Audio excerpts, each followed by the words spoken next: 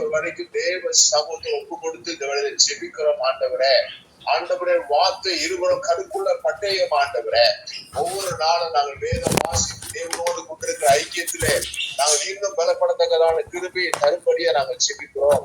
ஆண்டவரே, விவாதத்திலே யார் எங்களை கைவிட்டாலும் நீர்களை கைவிடாத தேவன் என்பதை உணர்ந்து நாங்கள் சொல்லிக்கிறோம். ஆண்டவரே, வந்திருக்கிற ஆண்டவரை கலந்து கொண்டிருக்கிற ஒவ்வொருவரையும் ஆசீர்வதித்து மேன்மைப்படுத்துவீராக. இந்த நாளின் செய்தி நீ ஆசீர்வதிக்க ஆண்டவரே, தேவ பிரசன்னத்தினால் நீங்கள் மூடுவீராக. எல்லா துதி கன மகிமையை எடுக்கிறோம் இயேசுவின் நாமத்தில் பிதாவே, ஆமென். இந்த வேலையில கூட அவங்க யாவரையும் அந்த காணொலி மூலமா சந்திப்பதில் நான் கொஞ்சம் மகிழ்ச்சி அடைகிறேன். கடந்த 11 மாதமும் தேவனுடைய காரம் நம்மளை கூட இருந்து எல்லா சூழலையும் நடத்தி வந்ததுக்காக நான் கொடாப்படி நன்றி செலுத்துறேன். அதோடு கூட உங்களோடு கூட இந்த ஐக்கியத்துல தேவன் எங்களையும் இணைத்ததற்காக நான் நன்றி செலுத்துறேன். இந்த நாள் கூட நம்ம தியானத்துக்கு எடுத்துக்கொண்ட வேத பகுதி சங்கீதம் 94 18வது வசனம். என் கால் சறுக்குகிறது என்று நான் சொல்லும் போது கர்த்தாவே உமது கிருபை என்னை தாங்குகிறது. பார்க்கிறோம், என் கால் சறுக்கிறது என்று நான் சொல்லும் போது கர்த்தாவே அந்த கிருபை என்னை தாங்குகிறது. நம்ம இந்த ஒவ்வொரு நாளும் ஒவ்வொரு மாதமும் தேவன் நடத்தி கொண்டிருக்கிறாரு, நம்ம நடத்துகிறாரு. ஆனாலும் நம்ம இந்த நாட்கள்ல கேட்கக்கூடிய சம்பவங்கள் பார்த்தா பயங்கரமா பெரியதாய் கூட இருக்குது. ஆனாலும் ஆண்டுடைய கரம் நம்மளை மட்டுமா நடத்தி வந்ததற்காக தேவனுக்கு நம்ம நன்றி செலுத்துறவங்களா இருக்கிறோம். இன்னும் 30 நாள் தான் இருக்குது இந்த வருஷத்தை நம்ம முடிக்கிறதுக்கு. இதோட சேர்த்தோம்னா 30 நாள் தான் இருக்கு. இந்த 30 நாள்ல இந்த 11 மாதமும் இந்த 30 நாளும் நம்மளுக்கும் தேவனுக்குள்ள உறவுல ஒருவேளை எனக்கு நான் ஜெபம் பண்ணலாம், நான் ஒரு பண்ணலாம், நான் தீர்க்கதரிசனம் சொல்லலாம், நான் அநேக ஆத்துமாக்களை கத்திற்குள்ள ஆதாயப்படுத்தலாம். ஆனா அதுல இன்னைக்கு ரொம்ப என்னோட கூட ஆண்டவர் தெளிவா பேசுன அந்த வார்த்தை நம்மளோடு கூட நான் தியானிச்சு அந்த வார்த்தையே உங்களோட கூட நான் பகிர்ந்துக்குள்ள விரும்புறேன். இந்த கால் சறுக்கிறது என்று நம்ம சொல்லும் போது ஒரு நொடியில நம்ம செய்யற பாவம் தான் நம்ம கால் சறுக்கிறதுக்கு ஏற்றதால் கூட இருக்குது. ஒரு நொடியில நான் செய்யக்கூடிய பாவம் என் கால் சறுக்கிறதா இருக்கு. அதுல நம்ம ஆவிக்குரிய வாழ்க்கையில கிறிஸ்தவர் என்று அழைக்கப்பட்ட நம்முடைய வாழ்க்கையில என்னுடைய அழைப்புல, அதாவது இந்த 2024 வருஷத்துல எத்தனையோ காரியத்துல நான் ஆண்டு நான் இப்படியா பண்ணான்ற இதை செய்வேன் அதை செய்வேன் எப்படி சொல்லி ஆண்டு அப்படியே உற்சாகத்தக்கதான காரியங்கள் நம்ம செஞ்சிருப்போம். ஆனா இன்னைக்கு நம்ம நினைச்சு தனிப்பட்ட வாழ்க்கையில நம்ம ஒருவேளை 24 மணி நேரம் நான் ஜோமனி கொண்டு இருக்கலாம். ஆனா அதுல நேசர் தேவனாக இயேசு கிறிஸ்து எந்த அளவுக்கு ஏழேல அவர் வாஞ்சி உள்ளவரா அந்த காரியங்கள் பதில் கொடுக்கா என்பதை பார்க்கும் போது, முதலாவது என் அழைப்பு அப்படி சொல்லி எடுத்துக்கிட்டோம்னா 2 பேதுரு 1 அதிகாரம் 10ஆம் வசனம் நினைக்கிறேன். 8ஆம் வாசிங்க. 2 பேதுரு 1:10. ஆகையால் சகோதரரே, உங்கள் அழைப்பையும் தெரிந்து கொள்ளுதலையும் உறுதியாக்கும்படி ஜாக்கிரதையா இருங்கள். இவைகளை செய்ய ஒரு காலம் இடறி விடுவதில்லை. அன்று சொல்றாரு, பேதுரு சொல்றாரு, உங்க அழைப்பையும் உங்க தெரிந்து கொள்ளுதலையும் நம்ம ஜாக்கிரதையா அதுல இருக்கணும். ஜாக்கிரதையா அதை உறுதியாக்கும்படி நம்ம ஜாக்கிரதையா இருக்கணும். நான் ஒரு தேவனால அழைக்கப்பட்டவர், தேவன் எனக்கு தெரிந்து கொண்டவர் சொல்லி பாக்குறோம். வேதத்துல பார்க்கும் போது அதே போல அப்போஸ்தலனாகிய பவுல் சொல்றாரு, 1 கொரிந்தியர் 1 அதிகாரம் 24 வசனத்துல பாக்குறோம். அந்த வசனத்துல நம்ம பார்க்கும் போது, ஆனாலும் கிரேக்கர் ஆனாலும் எவர்கள் அழைக்கப்பட்டிருக்கிறார்களோ அவர்களுக்கு கிறிஸ்து தேவ பலனும் தேவ ஞானமுமா இருக்கிறார். அதாவது நம்மளை அழைத்த தேவன் அவர் தான் நமக்கு பலனும் அவர் தான் நமக்கு ஞானமா இருக்கிறாரு. அந்த நாட்கள் அந்த பவுல் சென்றதான அந்த அந்த கொரிந்து பட்டணத்துல யூதர்களும் கிரேக்கர்களும் பலவான்களா ஞானம் உள்ளவங்களா, அதாவது அவங்க பிசினஸ்ல சரி எல்லாவற்றிலும் சிறந்தவங்களா, கலையில எல்லாத்துலயும் சிறந்தவங்களா இருக்கிறாங்க. ஆனா அந்த சூழ்நிலையில தேவனுக்குள்ள இருக்கிற ஜனங்கள், தேவனால் தெரிந்து கொள்ளப்பட்ட ஜனங்கள் பைத்தியக்காரரா இருக்கிறாங்கன்னு சொல்லி பவுல உணர்றத பாக்குறோம். அதனாலதான் பவுல் சொல்றாரு, ஞானியை வெட்கப்படுத்தும்படி பைத்தியமானவர்களை தெரிந்து கொண்டார், பலவானை வெட்கப்படுத்தும்படி பலவீனமானவனை தெரிந்து கொண்டாச்சுன்னு வேதத்துல பாக்குறோம். அப்போ அந்த கிரேக்கர் யூதர்கள் பிசினஸ்ல எல்லாவற்றையும் சிறந்து பயங்கர ஞானத்தினால அவங்க சிறந்து விளங்குறாங்க. அப்படி அவங்க ஞானத்தை கொண்டு நிறைய சொத்துக்கள் பலவிதமான காரியங்களை சம்பாதித்து ஞானமற்றவங்க அவங்க கடந்து போறாங்கன்னு சொல்லி வேதத்துல பாக்குறோம். அதை நம்ம பார்க்கும்போது ஏசாயா 44வது அதிகாரம், ஏசாயா 44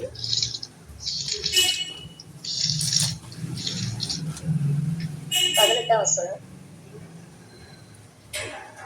அறியாமலும் உணராமலும் இருக்கிறார்கள், காணாதபடிக்கு அவர்கள் கண்களும் உணராதபடிக்கு அவர்கள் இருதயமும் அடைக்கப்பட்டிருக்கிறது. அடுத்தது. அதில் பாதியை அடுப்பில் எரித்தேன், அதன் தழலின் மேல் அப்பத்தையும் சுட்டு இறைச்சியையும் பொரித்து புசித்தேன். அதில் மீதியான துண்டை நான் அருவருப்பான விக்கிரகமாக்கலாமா, ஒரு மரக்கட்டையை வணங்கலாமா என்று சொல்ல தன் மனதில் அவனுக்கு தோன்றவில்லை. அம்மாத்திரம் அறிவும் சொரணையும் இல்லை. பார்க்கிறோம். அந்த கிரேக்கர் ஜூதர்கள் என்ன பண்றாங்க, கீழுள்ள தேவனை விட்டுட்டு அவங்க சம்பாதிக்கிற சம்பாத்தியத்தை எல்லாம் இதுக்குதான் அவங்க செலவு பண்றாங்க. அதனாலதான் அவங்கள ஆண்டு ஞானமற்றவங்க சொல்றாரு. ஒருவேளை அவங்க பார்வைக்கு அவங்க ஞானம் உள்ளவங்களா இருக்கு. அன்னைக்கு உலகம் அப்படிதான் போய்கொண்டிருக்கு. இந்த நாட்டுல எத்தனையோ காரியங்களை அவங்க அப்படி செய்து கொண்டிருக்குன்னு நம்ம பாக்குறோம். அப்போ நம்மள அழைத்து நம்ம தெரிந்து கொள்கிற உறுதியா இருக்கணும்னு சொல்லி தேவன் விரும்புற கட்டாயம் கூட இருக்கிறாரு. அப்படி அந்த அழைப்புல 4 காரியங்களை நான் இந்த நேரத்துல உங்களோட பேச விரும்புறேன். முதலாவதாய் கூட மாம்ச சிந்தை மேல் இருக்கும்போது நம்ம இடறி இழுகிறவங்களா இருக்கிறோம். அதுல பாக்குறோம், ஆதியாகமம் 16 அதிகாரம் 2ஆம் வசனத்துல பார்க்கும் போது, அதே ஆதியாகமம் 15 அதிகாரம் 5ஆம் வசனத்துல பாக்குறோம். ஆண்டராகிய கர்த்தர் என்ன பண்றாரு, ஆபிரகாம் அழைத்து அவர் சொல்றோம், நான் பிள்ளையற்றவனா இருக்கிறான், என்கிட்ட இருக்கிறதான அந்த இவன் தான் எனக்கு பிள்ளையா இருப்பானோ, அப்படி சொல்லி வேலைக்காரன் தான் பிள்ளையா இருப்பானோ, அப்படி சொல்லி எலியேசர் தான் பிள்ளையா இருப்பானோன்னு சொல்லி அவன் சொல்லும்போது, ஆண்டு சிறார் வெளியில போய் வானத்து நட்சத்திரங்களை பாரு, கடல் மண்ணை பாரு, அதை காட்டுற ஒரு சந்ததி என்ன செய்ய பண்ண போறேன், பெருக்கி போறேன் அப்படி சொல்லி ஆண்டர் சொல்றாரு. ஆண்டர் சொல்லி எல்லாம் முடியுது.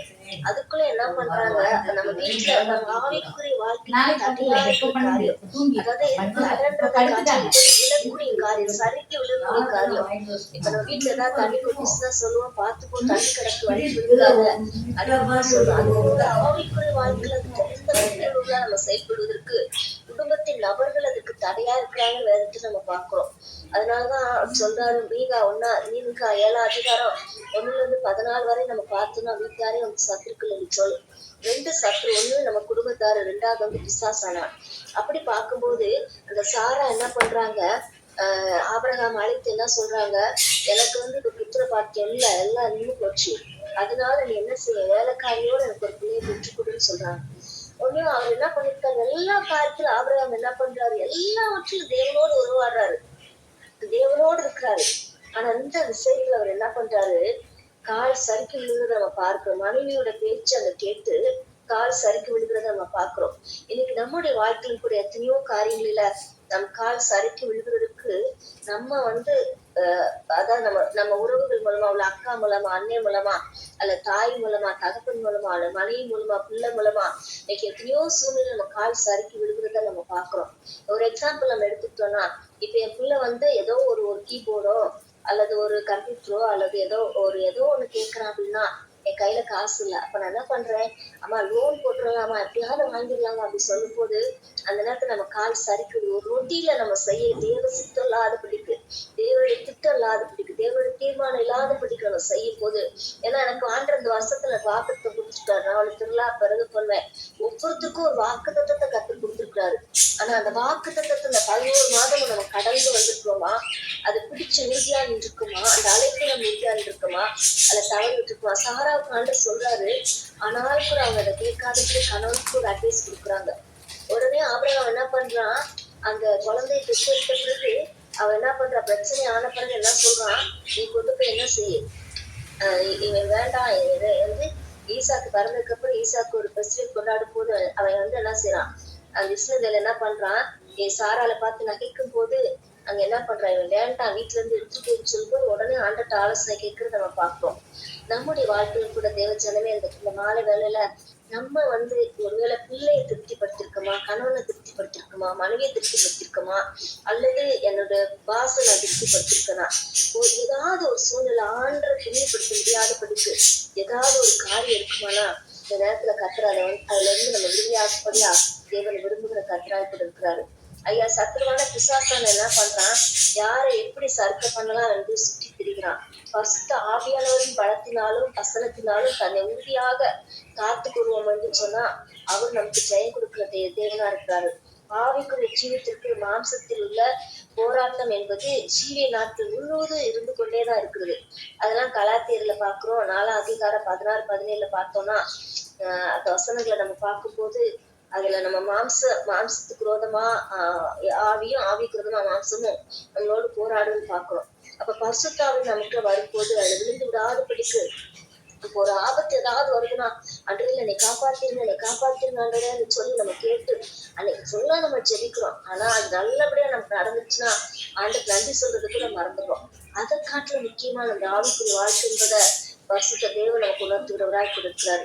ரெண்டாவது நம்ம பார்த்தோம் அப்படின்னு சொன்னா, நம்ம விசுவாசத்தினால் நீதிமான் பிழைப்பான்னு சொல்லி பார்க்கிறோம். விசுவாசம் இல்லாம தேவன் பிரியமா இருக்க முடியாதுன்னு சொல்லி பாக்குறோம். அப்ப இன்னைக்கு நம்ம விசுவாசத்தை நம்ம பார்த்தோம் அப்படின்னு சொன்னா நம்ம வாழ்க்கை எப்படிப்பட்டதாய் கூட இருக்கிறது. எடுத்தவங்க வாசிங்க மத்திய 14ஆம் அதிகாரம் 28 31 யாராவது வாசிங்களா?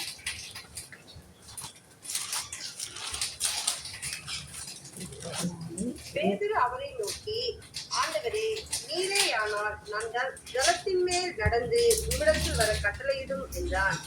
அதற்கு அவர், வா என்றார். அப்பொழுது பேதுரு படவை விட்டிறங்கி இயேசுவிடத்தில் போக ஜலத்தின் மேல் நடந்தான். காற்று பலமாய் இருக்கிறதைக் கண்டு பயந்து அமிழ்ந்து போகையில், ஆண்டவரே, என்னை இரட்சியும் என்று கூப்பிட்டான்.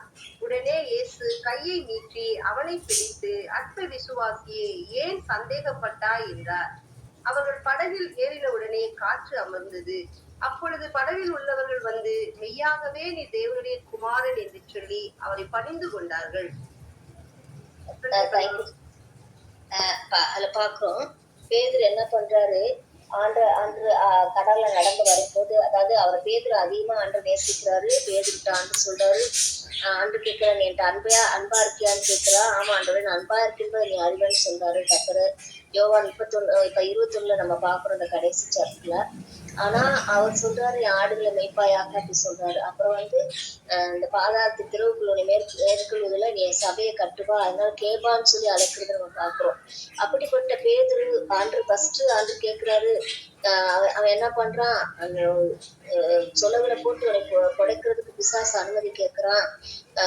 அப்படி சொல்லும் போது, ஐயோ நான் அவங்களை விட்டு போவே மாட்டேன் அப்படி சொல்றான். ஆனா அவன் என்ன சொல்லியிருக்கான், அன்றே எனக்கா நீங்க ஜெபிச்சுக்கொள்ளுங்க ஆண்டவரே, சத்துரு நீ தொடாதபடி என்னை பார்த்துக்கணும்னு சொல்லி. ஆனா அவனுக்கு என்ன ஆகுது, அந்த சுய பலத்துக்குள்ள இருக்கிறான்.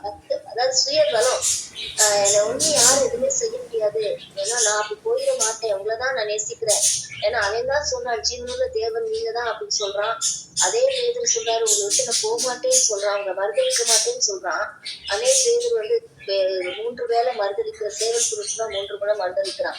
அதே பேதுரு கடல்ல நடந்து வரும்போது என்ன பண்றாரு, அங்க ஃப்ரெண்ட்ஸ் எல்லாம் இருக்கு, அவரோட கடல்ல அநேக பேர் இருக்கும்போது அப்படியே நான் கத்தரோடு இருக்கிறேன், நான் தேவனோடு இருக்கிறேன் அப்படி சொல்லிட்டு, அதாவது எனக்குள்ள ஒரு பெருமை இருக்கு போது. இப்ப ஒரு அரசியல்வாதி கூட யாராவது போனோம்னா, ஒருவேளை அந்த ஸ்டாலினே இருக்காரானா, சீஃப் மினிஸ்டர் ஸ்டாலின் இருக்காரானா, அல்ல அவர் எனக்கு தெரியும் சொல்லிட்டு நமக்கு ஒரு பெருமை வந்துருது. அப்ப இந்த ஏதாவது தினகரனையோ அல்ல பால்கனோ தெரியுமா, இவரோட எனக்கு நல்ல பழக்கம் இருக்கு, இவங்க என்னோட கூட இருக்கிறாங்க அப்படின்னு சொல்லி நம்ம சொல்றோம். ஆனா ஒவ்வொருத்தருக்கும் தேவன் கொடுத்த கிருபைகளும் வரங்களும் மாறாதவர்களாய் கூட இருக்கிறது. அப்போ அந்த இடத்துல பேதருக்கு ஆண்டருக்கு தெரியுது, அவன் மறுதளிக்கிறவனா இருப்பான், அவனுக்கு விசுவாசம் இல்ல, பிசாசு அவனை சோதிக்கிறவனா இருக்கிறான்னு சொல்லி. குடும்பத்தின் மூலமா நம்ம கால் சறுக்கி விழுக்கிறத பார்க்கிறோம்.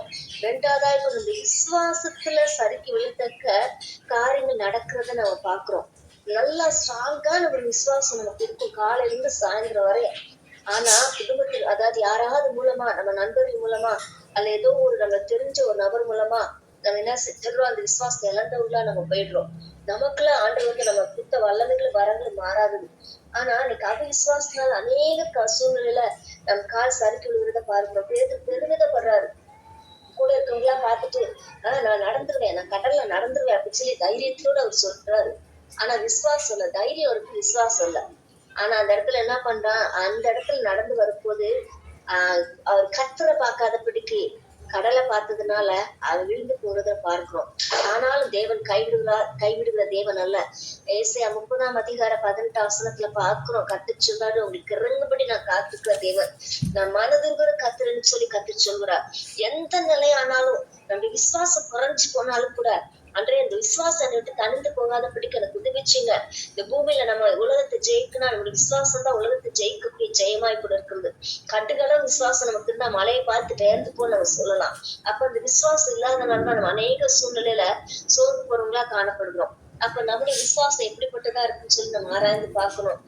ஆனாலும் கூட ஆண்டு கைவிட கருத்தை பிடிச்சு இருக்கிறத பாக்குறோம். அப்ப நம்ம முதல் அழைப்பு பார்த்தோம், ரெண்டாவது விசுவாசத்தை பார்த்தோம், மூன்றாவது நம்ம பார்த்தோம் அப்படின்னா கர்த்தருக்கு பயப்படும் பயம் இல்லாத போது. அநேக சூழ்நிலையில எனக்கு நல்ல வரங்கள் இருக்கலாம், வல்லங்கள் இருக்கலாம், ஏன்னா எத்தனையோ காரியங்கள் எனக்கு இருக்கலாம். ஆனா மற்ற ஊழியக்காரங்க அற்பமா எண்ணக்கூடிய காரியங்கள், அல்லது எனக்கு எத்தனையோ சூழ்நிலையில ஆண்டு கிருபைகளை கொடுத்துருக்கலாம். ஆனா அதை பார்த்து மற்றவங்கள ஒருவேளை நல்லாவே எனக்கு மற்றவங்களுக்கு நல்லா பாட முடியாம இருக்கலாம், நான் நல்லா பாடலாம், ஆனா அவங்களை ஏளனப்படுத்துற காரியங்கள். அல்லது தாவீது சொல்றாரு, அபிஷேகப்படுத்தினால உன் கையை போடாதுன்னு சொல்லி 1 சாமுவேல் 26:9 பாக்குறோம்.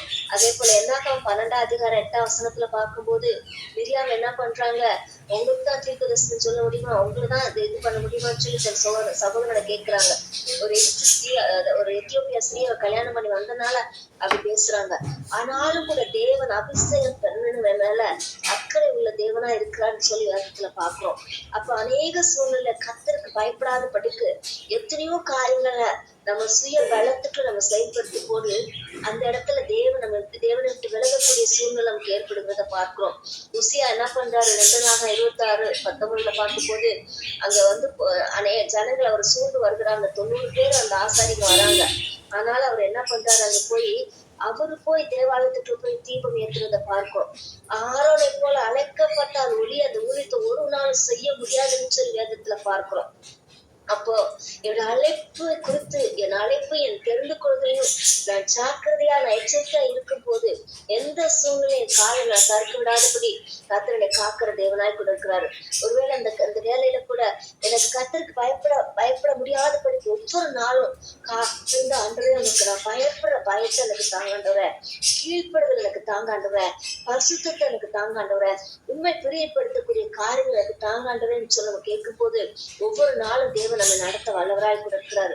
அடுத்ததான் நம்ம பார்த்தோம் அப்படின்னு சொன்னாக்க அந்த உசியா பார்ப்போம். 2 நாளாக 26:19 அவர் என்ன பண்றாரு, போய் சபைக்குள்ள போய் தீபம் ஏத்து போது அவரு தலையில என்ன ஆகுது, ஒரு வெண்குஷ்டம் தென்படுகிறத பாக்குறோம். அவருடைய பெருமை நிமித்தமாக, தனக்குள்ள இருக்க பலத்து நிமித்தமாக, எனக்கு எல்லாம் தெரியும், இவராலதான், அதாவது ஆசாரியனாலதான் தீபம் ஏற்ற முடியுமோ, என்னால ஏற்ற முடியாதுன்னு சொல்லி இன்னைக்கு அநேக காரியங்கள் அப்படித்தான் இருக்கிறோம். ஒருவேளை ஒரு செய்தி நான் கொடுக்குறேன் அப்படின்னா 1 வாரமோ 2 வாரமோ ஆண்டு சமயத்துல காத்திருந்து அன்றைய இந்த செய்தியை நான் கொடுக்க போறேன் ஆண்டவரே, இது எனக்கு பிரயோஜனமா இருக்கட்டான்ற, அதுக்கப்புறம் மற்றவங்களுக்கு பிரயோஜனம் இருக்கு. ஆண்டோடைய காரியங்களை அற்பமா, ஆண்டோடைய காரியங்களை அஜாக்கிரதையா நான் செய்துவிட முடியாது. கர்த்தருக்கு பயப்படுற பயத்தோடு நான் செயல்படுத்தும் போது தேவனை மகிமைப்படுகிற தேவனா இருக்கிறாரு. அது அநேகருக்கு பிரயோஜனமுள்ளதாய் காணப்படுது. தேவன் வல்லமையுள்ள கர்த்தராய் கூட இருக்கிறாரு. அப்போ நம்ம பார்த்தோம், நம்ம வாழ்க்கையில கால் சறுக்குறதுன்னு சொல்லதான மாம்சம் தலையிட போது. 2வது பார்த்தோம், நமக்கு அவிசுவாசம்ன்றதான சந்தேகம் உண்டாகும் போது அவன் சந்தேகப்பட்டதுனால ஒரு நொடியில கீழே போக தெரிஞ்சது. அன்னைக்கு அழிஞ்சு போயிருவான் பேதுரு. ஆனா ஆண்டு கரத்தை பிடிச்சு தூக்குற தேவனா இருக்கிறாரு. அடுத்து 3வது நம்ம பார்த்தோம், நம்ம கர்த்தருக்கு பயப்பட பயம் இல்லாத போது அங்க மிரியாம் பாவம் செய்யறாங்க. ஆனாலும் ஆரோனும் மோசையும் போயிடுச்சு ஒருத்தர் ஒரு சத்ரு விழும்போது நீ சந்தோஷப்படாத அப்படி வேதத்தை பாக்குறோம். அப்ப சத்ரு விழும்போது அவருக்காக நம்ம ஜெபிக்க வேண்டும் என்று சொல்லி வேதத்துல பாக்குறோம். நம்ம நண்பர்களா இருக்கட்டும் அல்ல பகைவரா இருக்கட்டும், நமக்கு விரோதமா யாரா இருந்தாலும் அவங்களுக்காக நம்ம ஜெபிக்கும் போது யோபுவை பார்க்கணும். அவர் தன் நண்பர்களுக்காக ஜெபிக்கும் போது அவருடைய சிறுயிருப்பை கர்த்தர் மாற்றினார் என்று சொல்லி யோபு 42:10 நம்ம பாக்குறோம். இந்த நிலைமை காற்றில் பிந்தின நிலைமை கர்த்தர் ஆசீர்வதிக்கிறாரு. யோபு கர்த்தருக்கு பயந்த மனுஷனா இருக்கிறத நம்ம பாக்குறோம். இன்னைக்கு நம்முடைய வாழ்க்கையில இந்த 11 மாதங்கள்ல எந்த சூழ்நிலையில என் மாம்சம் என் குடும்பம் எனக்கு தலையிட்டு இருக்குது, என் கால் சறுக்கிறதுக்கு, எந்த சூழ்நிலை சந்தேகம் எனக்கு தடையா இருந்திருக்கு, என் கால் சறுக்கிறதுக்கு, எந்த நிலையில என்னுடைய என்னுடைய என்னுடைய கர்த்தருக்கு பயப்பட பயம் இல்லாதபடி என் காலை நான் சறுக்க விட்டுருக்கேன்னு சொல்லி பார்ப்போம். கர்த்தருக்கு எனக்குல ஆண்டவர் சமூகத்துக்கு போகும்போது ஒரு பயம் நமக்குள்ள உண்டாகணும். ஒருவேளை நான் நல்லா பாடலாம், நல்லா ஜெபிக்கலாம், நல்லா தீர்க்கதரிசனம் சொல்லலாம், ஆனா கர்த்தருக்கு நட்டுங்கிறவனா நோக்கி பார்க்கிற தேவனா இருக்கிறாரு. எதிர்த்துல பார்க்கிறோம் ஏசாயா 66:2 பார்க்கும்போது அவர் வசனத்துக்கு நட்டுங்கிறவனை நோக்கி பார்க்கிறேன்னு சொல்லி கர்த்தர் சொல்கிறாரு. ஏசாயா 57:15 பார்த்தோம்னால், அதாவது ஒருத்தன் நான் கோபப்படலைன்னா அவன் முகம் சோர்ந்து போகும்னு சொன்னாரு. ஆண்டு நொறுங்குண்ட நறுங்குண்ட ஆவிக்காய் வாசம் பண்ணுகிற தேவன் சொல்லி இடத்துல பார்க்கிறோம். தேவச்சனமே நிற்கிறோம். அநேகருக்காக ஏதோ இந்த நாளை நான் கழிக்கிறதுக்காக ஒரு பிரேயர் மீட்டிங் நான் வைக்கல. எனக்கும் கத்திருக்கிற காரியத்துல நான் எந்த அளவுக்கு ஜாக்கிரதையா என் அழைப்புல நான் எந்த அளவுக்கு இருக்கிறேன். அதனாலதான் ஆண்டு பைத்தியமானவரையும் ஞானமற்ற தெரிந்து கொண்ட தேவனாய் கூட இருக்கிறார். பூமியில இருக்கிற ஞானிகளை வெட்கப்படுத்தும்படியாய் பைத்தியமானவர்களை தெரிந்து கொண்டாரு.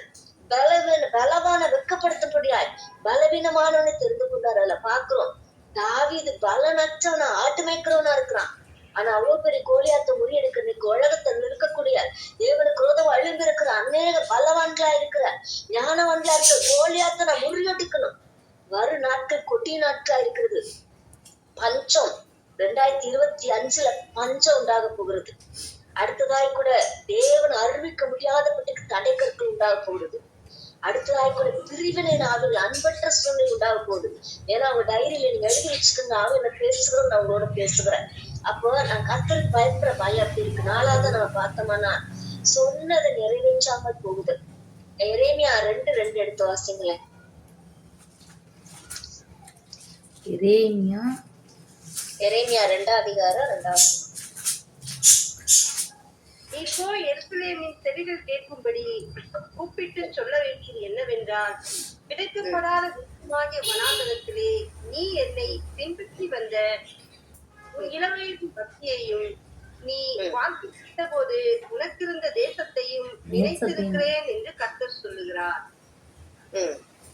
அது சொல்றாரு அந்த ஆதி நாட்டுல ஒரு வறட்சியான சூழ்நிலையில, அதாவது எப்படின்னா அந்த தாகம் அந்த வாஞ்சல் தேவனோடு அமர்ந்திருந்த ஒரு சத்தத்தை கேட்கக்கூடிய, இன்னைக்கு எத்தனை பேர் தேவனுடைய சத்தத்தை தெளிவா கேட்கிறவங்க நம்ம இருக்கிறோம்.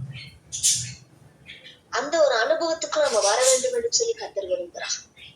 அவருடைய பிரசன்னத்துக்குள்ள இன்னைக்கு நாங்க வாசித்தோம். இஸ்ரவேல் ஜனங்களுக்குலாம் அந்த உடன்படிக்கை பெட்டியை வைத்தப்போ இரவுல அக்னி ஸ்தம்பமும் பகல்ல மேக ஸ்தம்பமும், அந்த மேகம் எப்ப வருதோ அப்பதான் அவங்க எந்திரிச்சு பிரயாணப்பட்டு போவாங்கன்னு சொல்லி, அப்போ கர்த்தர் சொல்லாம கர்த்தர் செய்யாம எனக்கு எல்லாம் தெரியும்னு சொல்லி எந்த காரியத்தை நான் துணிகரமாய் செய்து விடாதபடிக்கு, அதன் மூலமா என் கால் சறுக்கி விடாதபடி பாருங்க. அந்த இஸ்மவேலு மாம்சத்துக்கு இடைப்பட்ட போது அவன் என்னைக்கு வரைய ஒரு தீங்கு செய்யக்கூடியவனாய் ஒரு தீவிரத்துக்குள்ளாய் போகிற மனுஷனா காணப்படுறான். ஆனா ஈசாக்குடைய சந்ததி ஆசிரியப்பட்ட இஸ்ரவேல் கோத்திரமா இருக்கிறது.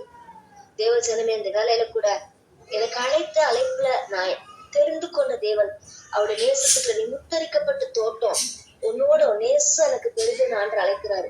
அந்த நேசத்துக்குள்ள நீங்க அப்பா அப்பான்னு தான் கூப்பிடுவோம். நான் ஆண்டோட நேசத்துக்குள்ள மனவாளன் மனவாட்டி மீது மகிழ்ச்சியா இருக்கிறது போல நான் உன் மீது மகிழ்ச்சியா இருக்கேன்னு சொல்லி கத்து சொல்றாரு. இந்த 2024 எந்தெந்த வகையில நம்ம தீர்மானம் எடுத்தோம், தேவனோடு நான் தனிச்சு. இன்னைக்கு எத்தனை பேரு காலையில 1 மணி நேரமாவது ஆண்டுக்கு செலவு பண்ணிருக்கீங்க தனிப்பட்ட வாழ்க்கையில. தேவனுக்கும் எனக்குள்ள உறவுல நான் எந்த அளவுக்கு தேவனுக்கு எனக்குள்ள உறவுல நான் பூர்ணப்பட்டிருக்கிறேன். ஒரு விஷயம் நம்ம ஆராய்ந்து பார்ப்போம். 2024 நம்ம இந்த ஒரு மாசம்தான் இருக்குது, நம்ம அதை முடிக்க போறோம். ஆனா அடுத்த வருஷம் எப்படி இருக்குன்னு தெரியல. நான் அவருக்கு இருக்கும்போது பலவீனனா இருந்தேன்னா எனக்கு பலப்படுத்துற கிறிஸ்துவா இருக்கிறாரு. ஞானமற்றவனா இருந்தேன்னா எனக்கு ஞானம் கொடுக்குற தேவனா இருக்கிறாரு. சொன்ன சொல்லுல இன்னைக்கு ஆண்டரே நான் இப்படியா நான் இருக்கு ஆண்டவர், எத்தனை முறை பைபிள வாசிட்டேன், உன்னோடு கூட உறவாடுவேன், இவன் நல்லா நான் துதிப்பேன் ஆண்டவர், அநேகருக்கு சத்தியத்தை சொல்வேன். அதாவது ஆத்மா ஆதாயப்படுத்துறவன் ஞானவான் நிச்சயத்துல பாக்குறோம். இன்னைக்கு எத்தனை பேருக்கு நம்ம ஆத்மா ஆதாயப்படுத்தவங்களா இருக்கிறோம். அதாவது இன்னைக்கு இந்த யூடியூப் வந்ததுனால நம்ம என்ன பண்றோம், அதுலதான் நம்ம கான்சன்ட்ரேஷன் இருக்கு. இன்னைக்கு எப்படியாவது யாருக்காவது நம்ம சொல்லிடணும். ஆனா நம்ம செபிக்க செபிக்க செபிக்க ஆத்ம பாரத்தோடு நான் படிக்கிற வயசுல எல்லாம் என் கிளாஸ்ல இருக்க பிள்ளைகளுக்கா நான் செபிப்பேன். வேலை பார்க்கும்போது ஹாஸ்பிட்டல் அட்மிட் ஆயிருக்க பிள்ளைகளுக்காக செபிப்பேன். மதுரையில இருந்து இன்னைக்கு நான் வந்து ஒரு அலங்காநல்லூர் போறேன்னா மதுரைக்கு அலங்காநல்லூர் நிறைய போகிறேன். ஒவ்வொரு ஆத்மாவுக்காக செபிப்பேன். அப்போ ஏதாவது ஒரு ஆத்மாவது சந்திக்கிறதுக்கு தேவன் கிருபிச்சுதான். நீங்க எல்லாருமே நல்லா செபிக்கிறீங்க, நல்லா எனக்கு என்ன காட்டிலும் அதிகமா தேவனோடு உறவாடுறவங்களா இருக்கிறீங்க. ஆனா தேவனுக்கு உங்களுக்கு உறவு எப்படி இருக்கிறது நம்ம ஆராய்ந்து பார்க்க வேண்டியதா இருக்குது. அடுத்து 2 நாளாகவும் 16:12 பார்க்கணும். ஆசா என்ன பண்றாரு, எல்லாவற்றிலும் கர்த்தரை தேடுறாரு. ஆசா கர்த்தருக்கு நல்ல ஒரு மனுஷனா இருக்கிறாரு, தேவனை தேடுற மனுஷனா இருக்கிறாரு, விக்கிரங்கள்லாம் நொறுக்கி கொள்கிறவரா இருக்காரு. 2 நாளாகவும் 16:12 வாசம். ஆசா அரசாண்ட 39ஆம் வருஷத்திலே தன் கால்களில் வியாதியோடு அவன் நோவு மிகவும் தீவிரமாயிருந்தது. அவன் தன் வியாதியிலும் கர்த்தரை அந்த பரிகாரத்திலேயே தேடினார். அது பாருங்க, வாழ்க்கையில எத்தனையோ காரியத்துல தேவனை தேடுறவனா இருக்கான். ஆனா தனக்கு வியாதி வந்த போது தன்னுடைய பண பலத்தை பயன்படுத்தி அவன் என்ன பண்றான், டாக்டர் தேடி போறதுனால அவன் செத்து போனான்னு சொல்லி வியாதிக்கு செத்து போனான்னு பாக்குறோம். இன்னைக்கு மருத்துவனா தேவனுக்கு அந்த விசுவாசம் இருக்கு போது என்ன தேவன் வந்து என் வியாதிகளுக்கு அவன் குணமாக்குறேன்னு சொல்றாரு. என் தலைமையால் சோகமானு சொல்றாரு, வார்த்தையாருக்கு ஒரு சோகம் சொல்றாரு. அப்போ எதிர்த்தின் ரோதங்கள் ஒற்றுமை தொழுவதுன்னு சொல்றாங்க. அப்பத்தி தண்ணீர் ஆசிரியத்து வியாதி என்று வளர்க்கின்ற இன்னைக்கு எத்தனை பேரு நம்ம மருத்துவ ஆசிரியத்துல நம்பிக்கைங்களா டாக்டர் நாடி போறோம் ஆண்டை விட்டுட்டு அந்த காரியங்களுக்காக நம்ம சரிபட வேண்டும் என்று சொல்லி கற்றுகிறார். ஆனால் ஆண்டு சொன்னார், அன்பின் கையினால நான் இருக்கிறேன், நான் உனக்காக காத்திருக்கிற தேவன். அந்த இறைவி ஏசியா 30ஆம் அதிகாரம் 18ஆம் வசனத்தை ஒரு வாசிங்களா அப்படி ஜெபிப்போம்.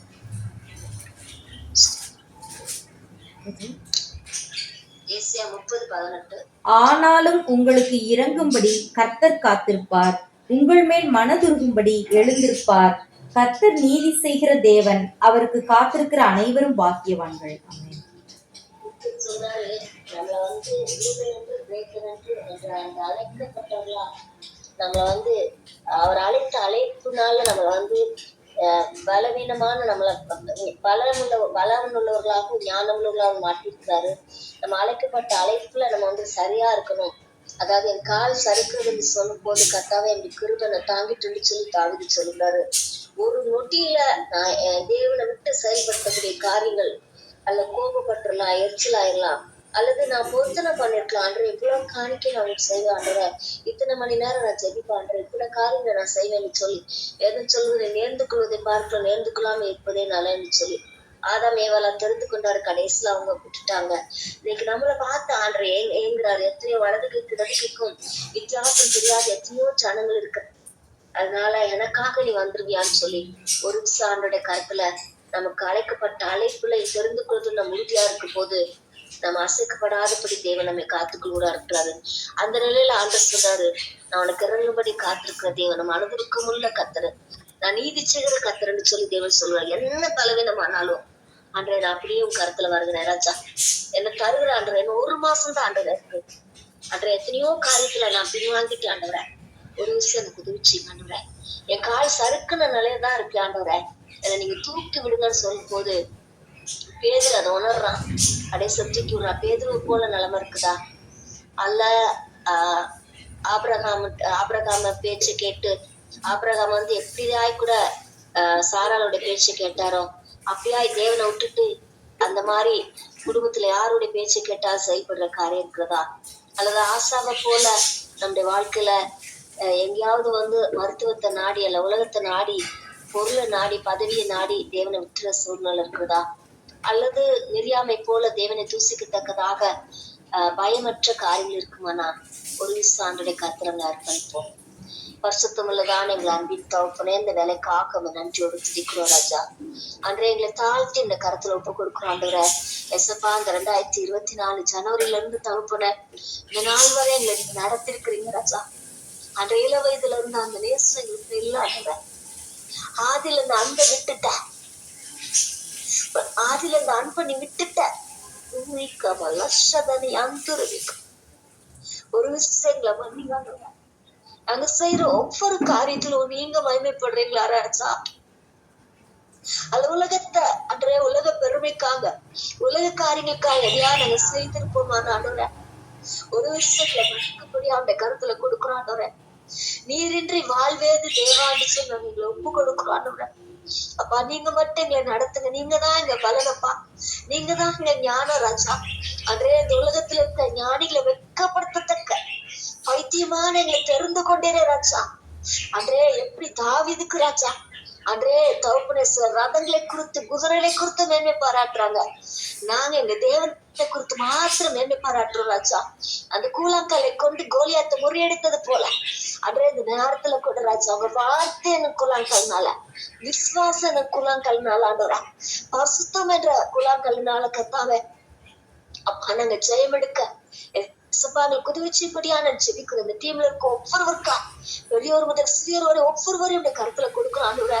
அப்ப அந்த ஒரு மாசம் இருக்கு ஆண்டவரே, இந்த ஒரு மாசம் உங்களோடுக்கு நாங்க உறவாடுவதற்கு ராஜா எங்களுக்கு பலன் தாங்க ஆண்டவரே. அன்றே உலகத்துக்காக அல்ல ஆண்டவரே, உங்களுக்காக அன்றே நீங்க இல்லாம எதையும் எங்களால செய்து விட முடியாது என்பதை உணர்கிறோம் ராஜா. நீங்க மகிமைப்படுத்தக்க காரியங்களை நாங்க செய்யறதுக்கு எங்களை தாழ்த்தி ஒப்பு கொடுக்கிறோம். என்னோட பலவீனங்களை மன்னித்து ஆண்டவரே உங்க பலன் பூர்வமாய் விளங்கும்படியா ஜெபிக்கிறோம்.